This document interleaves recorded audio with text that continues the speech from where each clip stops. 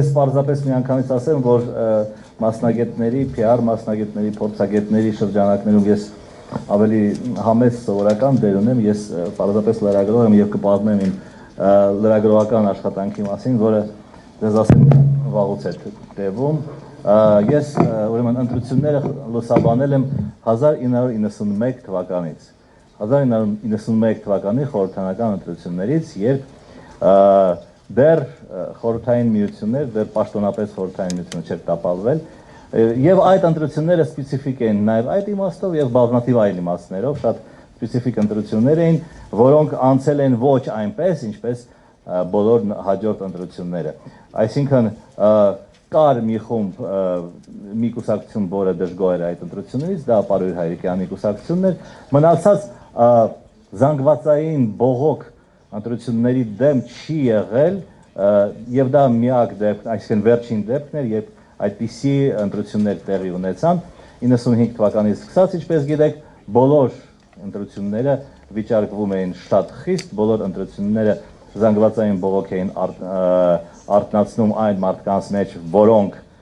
դժգոհ էին այդ ընտրությունների արդյունքներից, բոլոր ընտրություններին, գրեթե բոլոր ընտրություններին հետևել են բողոքներ, բախումներ, վիճարկում Սահմանադրական դատարանում 96 թվականից եւ բանտեր այդ մարդկանց, որոնք բանտերում են հայտնվել,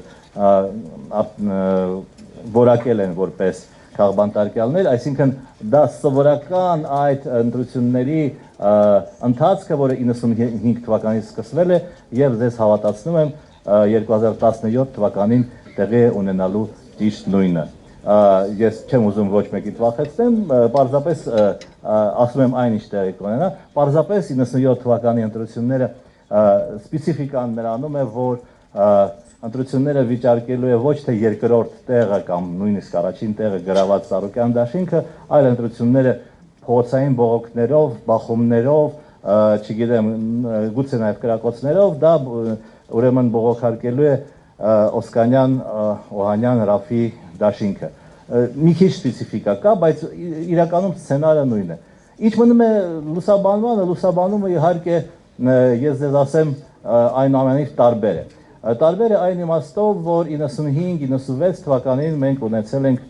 միայն մեկ հեռուստատեսություն։ Հետո կամաց-կամաց ի հայտ եկան այլ հեռուստատեսություններ,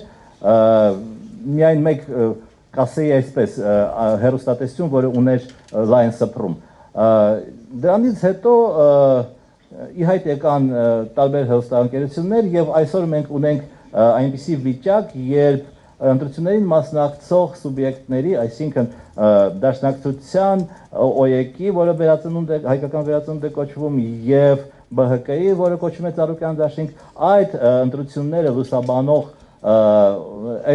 այդ կուսակցությունները ունեն իրենց հեռուստաընկերությունները, որոնք բնականաբար անցկացնում են իրենց կուսակցությունների PR-ը եւ հանդես են գալիս որպես այդ կուսակցությունների տեղեկատվական ռեսուրս։ Դա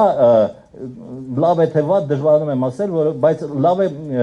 այն իմաստով, որ ավելի լավ կլիներ իհարկե լիներ անաչառ, բազմակողմանի, չգիտեմ, եւ այլն չեզոք հեռուստաընկերություններ, բայց քանի որ դրանք չկան, իսկ փող ունեն կուսակցությունները ավելի լավ է նրանք լինեն, քան ընդհանրապես ոչ մեկ չլինի։ Ինչ մնում է, նաեւ իհարկե պահանջներն են փոխվել։ Այս ընտրությունները ես ձեզ ասեմ, ամենախիստն են այն առումով, որ անցկացվում է մոնիտորինգ թե հեռուստատեսության եւ ռադիոյի ազգային հանձնաժողովի կողմից եւ թե Եվրոպայի ԵԱՀԿ ժմիգի կողմից եւ այդ մոնիտորինգը այդ պահանջները հետեւյալն են բոլոր կուսակցություններին հեռուստաընկերություններով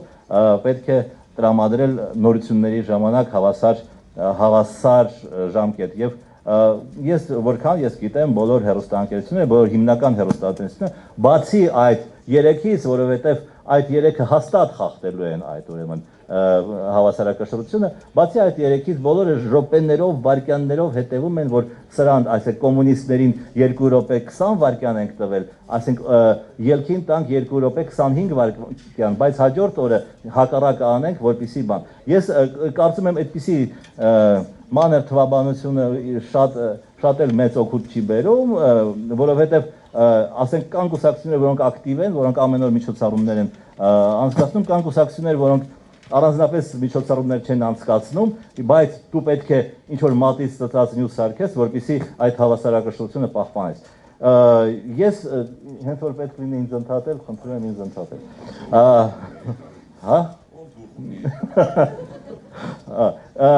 Իհարկե Facebook-ը եւ այլն, ես կարծում եմ, որ կա այդպիսի